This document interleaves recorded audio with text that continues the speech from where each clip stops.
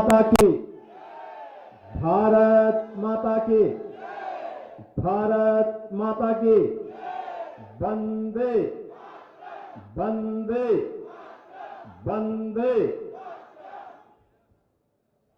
विधायक खेलकूद प्रतियोगिता के आज के समापन कार्यक्रम में मंच पर उपस्थित प्रदेश सरकार में मंत्रिमंडल के मेरे वरिष्ठ सहयोगी,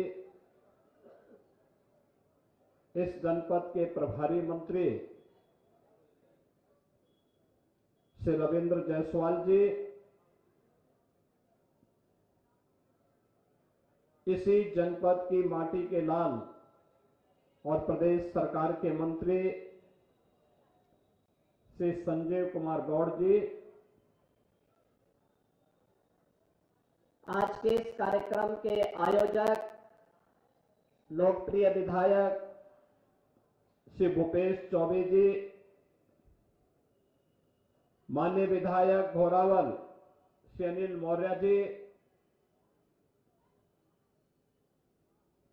विधान परिषद सदस्य श्री श्याम नारायण सिंह उर्फ विनीत सिंह जी, जिला पंचायत अध्यक्ष सोनभद्र श्रीमती राधिका पटेल जी, जिलाध्यक्ष भारतीय जनता पार्टी श्री नंदलाल गुप्त जी, पूर्व सांसद श्री राम शकल जी, नरेंद्र कुशवाहा जी, जिला प्रभारी अनिल कुमार सिंह जी, आज के इस कार्यक्रम में उपस्थित भारतीय जनता पार्टी, अपना दल, निषाद पार्टी और राष्ट्रीय लोक दल के सभी पदाधिकारीगण, खेलकूद प्रतियोगिता के साथ साथ सांस्कृतिक कार्यक्रमों में प्रतिभागी बने सभी इस जनपद के संस्कृति कर्मी और सोनभद्र जनपद से जुड़े हुए मेरे सभी उपस्थित बहनों और भाइयों, मैं सबसे पहले उत्तर प्रदेश की ऊर्जा राजधानी के रूप में विख्यात जनपद सोनभद्र की इस पावन धरा को कोटि कोटि नमन करता हूं। आप सबका अभिनंदन करता हूं। केवल प्रदेश ही नहीं बल्कि देश की आदि परंपरा को समेटे हुए सृष्टि के प्रारंभ के जीवाश्म पार्क, गुफा चित्रों, प्राकृतिक संसाधनों, जल एवं वन से परिपूर्ण और प्राकृतिक संसाधनों के साथ ही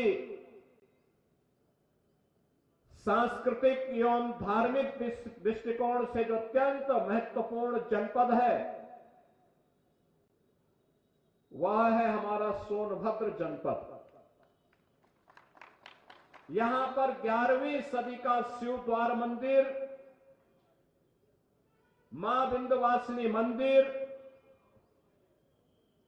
श्री काशी विश्वनाथ मंदिर, मां ज्वालामुखी देवी मंदिर, मां मुंडेश्वरी माता मंदिर के चतुष्कोणीय आवरण के बीच ये पूरा जनपद अवस्थित है और इसलिए यह जनपद अत्यंत महत्वपूर्ण है। अपनी भौगोलिक, अपनी सांस्कृतिक, अपनी आध्यात्मिक और अपनी प्राकृतिक बनावट के कारण अत्यंत महत्वपूर्ण है। और अगर मैं कहूं कि भारत के अंदर स्विट्जरलैंड बनने की सामर्थ्य अकेले हमारा सोनभद्र जनपद रखता है, तो इसमें कोई अतिशयोक्ति नहीं। अकेले सोनभद्र जनपद 12,000 मेगावाट विद्युत उत्पादन करता है। इसीलिए मैंने इसको कहा कि उत्तर प्रदेश का यह ऊर्जा का राजधानी के रूप में विख्यात जनपद है, और इसलिए इस धरती को मैं कोटि कोटि नमन करते हुए आप सबका हृदय से अभिनंदन करता हूं। बहनों और भाइयों, आज मुझे बहुत अच्छा लगा। आदरणीय प्रधानमंत्री जी की प्रेरणा से जब हम खेलकूद की बात करते हैं, नए भारत की बात करते हैं, तो सर्वांगीण विकास के भारत की बात होती है। और याद रखना, भारत विकास के नित नए प्रतिमान तब स्थापित करेगा जब उत्तर प्रदेश विकास करेगा।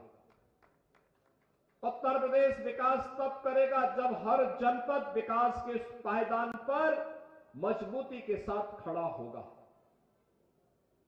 केवल एक जगह के विकास से प्रदेश का विकास नहीं होगा, हमें सर्वांगीण विकास की उस रूपरेखा को आगे बढ़ाना पड़ेगा। इसमें आध्यात्मिक सांस्कृतिक विरासत का विकास तो हो ही, भौतिक विकास के कार्य भी हो, शिक्षा स्वास्थ्य के साथ साथ रोजगार और खेलकूद की गतिविधियों को भी उतनी प्राथमिकता के साथ आगे बढ़ाया जाए। और इसी को ध्यान में रख करके प्रधानमंत्री मोदी जी के नेतृत्व में पिछले 10 वर्ष के अंदर विकास के नित नए प्रतिमान को स्थापित करने का काम किया गया। आज एक नए भारत का दर्शन होता है। नया भारत कहीं काशी विश्वनाथ धाम के रूप में जाना जाता है। अयोध्या में 500 वर्षों की विरासत को संरक्षित करते हुए राम मंदिर के निर्माण का भव्य स्वरूप सामने आता है। एक नई अयोध्या के दर्शन होते हैं। तो प्रयागराज की धरती पर इस सदी का पहला महाकुंभ भी आज हमें दर्शन करने का अवसर प्राप्त हो रहा है।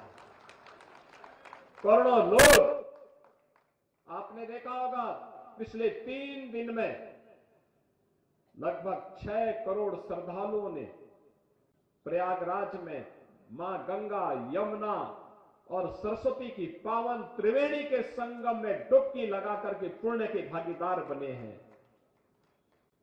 हर कोई प्रयागराज आना चाहता है, हर कोई काशी आना चाहता है, हर कोई अयोध्या आना चाहता है।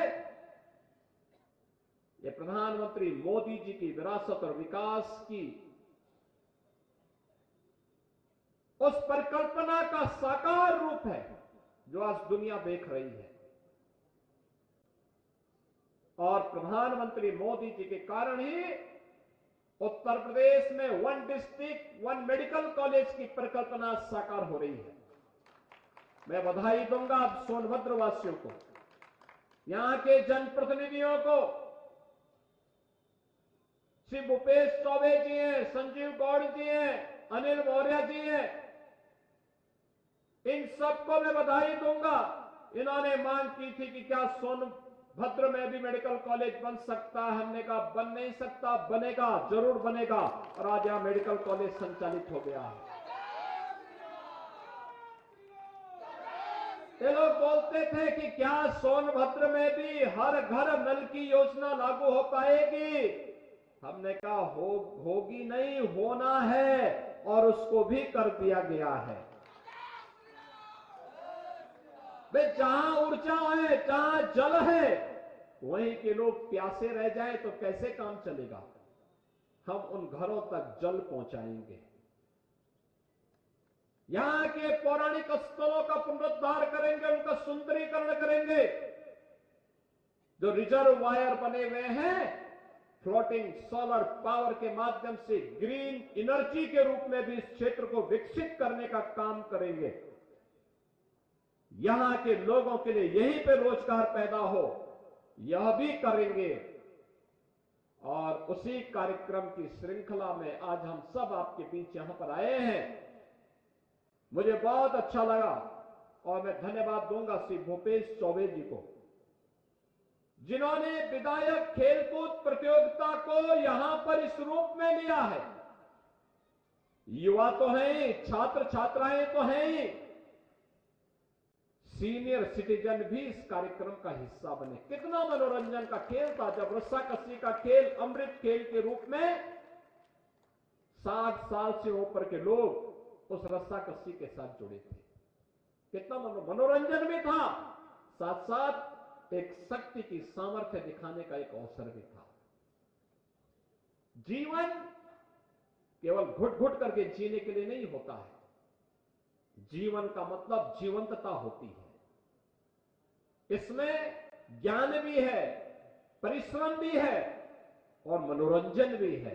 ये सब एक साथ मिलेगा। प्रकृति के साथ हम जीने के आदी होंगे तो स्वस्थ रहेंगे, दीर्घजीवी बनेंगे और यही तो जीवन है।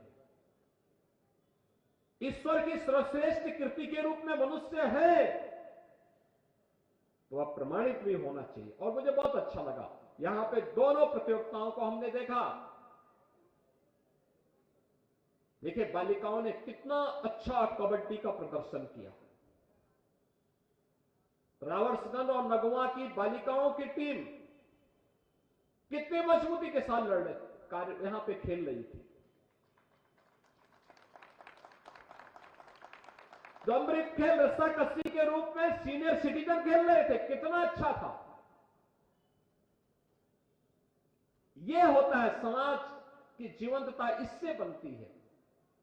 और यह प्रतियोगिता निचले स्तर पर प्रारंभ हुई, ग्राम पंचायत, न्याय पंचायत, ब्लॉक, और वहां से होते होते फिर यहां पर हुआ। और उसमें भी मुझे बहुत अच्छा लगा कि खेलकूद की प्रतियोगिताओं में यानी कुल 11,000, आप आश्चर्य करेंगे कि कुल 11,000 खिलाड़ी प्रतिभाग बने थे। 11,000,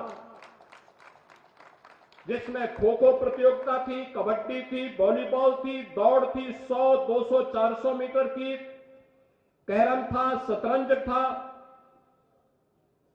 अमृत खेल, रस्साकसी। ये 65 वर्ष से ऊपर के खिलाड़ियों ने इसमें प्रतिभाग किया और 400 लोग इसमें प्रतिभाग किए। क्रिकेट था, निबंध लेखन और चित्रकला लेखन था, सांस्कृतिक कार्यक्रम भी, गीत संगीत का भी था, दृष्टिबाधित खिलाड़ियों का भी क्रिकेट मैच था और जिलाधिकारी एकादश और विधायक एकादश की टीम ने भी यहां पर क्रिकेट खेला था और दंगल के खिलाड़ियों की ने भी इस पूरी प्रतियोगिता में भाग लिया था और इसमें 11,000 खिलाड़ी प्रतिभाग बने थे। वो वैसे मैं आपको बधाई देता हूं, आपकी पूरी टीम को बधाई देता हूं, जिन्होंने 11,000 लोगों के बीच में एक सकारात्मकता, एक रचनात्मकता का कार्य किया है। खेलकूद और शतरंज और निबंध और चित्रकला लेखन के साथ साथ सांस्कृतिक कार्यक्रमों के साथ भी परंपरागत वाद्य के साथ इन कार्यक्रमों को आगे बढ़ाने का काम किया।